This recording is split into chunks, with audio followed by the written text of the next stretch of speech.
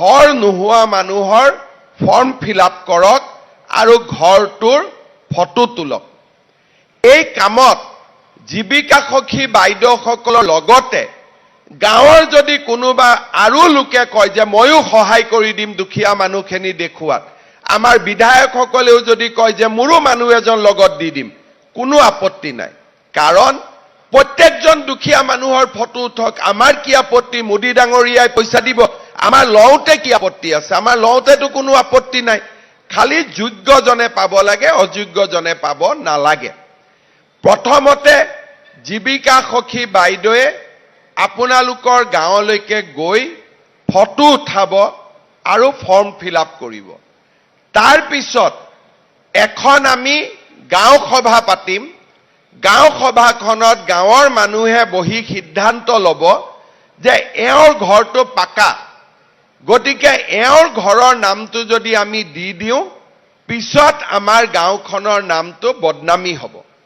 গতিকে সঁচা দুখীয়া দৰিদ্ৰ মানুহখিনিৰ নাম গাঁও সভাই নিৰ্ধাৰণ কৰি দিব। প্ৰথমতে জীৱিকা সখী বাইদেউসকলে ফটো তুলিব আৰু ফৰ্ম ফিল আপ কৰিব। তাৰ পিছত এইখিনি গাঁও সভালৈকে যাব। গাঁও সভাত যদি কোনোবা দুখীয়া মানুহৰ নাম কাটি দিয়ে, আমি ব্লক পৰ্যায়ত এখন কমিটি গঠন কৰি দিম। ব্লক পৰ্যায়ৰ কমিটিত তাৰ আকৌ এবাৰ বিবেচনা হ'ব। তৃতীয়বাৰ জিলা পৰ্যায়ত গৈ তাৰো বিবেচনা হ'ব। এতিয়া কোনোবাই যদি গাঁও সভাটোৰ নামটো নুসুমালে, জীৱিকা সখী বাইদেউ মোৰ ঘৰলৈকে নগ'ল আৰু জিলা পৰ্যায়তো মোৰ নামটো নুসুমালে, এইবাৰ আমি আৰু এটা নিয়ম কৰিছো যে নিজৰ ঘৰৰ ফটোটো নিজে উঠাইও পৰ্টেলত দি দিব পাৰিব। তাৰমানে আমি কোনো মানুহৰ আমাক সহায় নালাগে।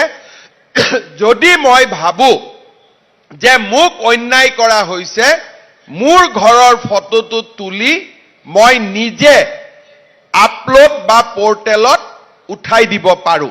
তাৰো কোনটো পৰ্টেলত আমি কেনেকৈ উঠাই দিব পাৰো তাৰ বিষয়েও চৰকাৰে বাতৰি কাকত আৰু টিভিত বিজ্ঞাপনৰ ব্যৱস্থা কৰিছে।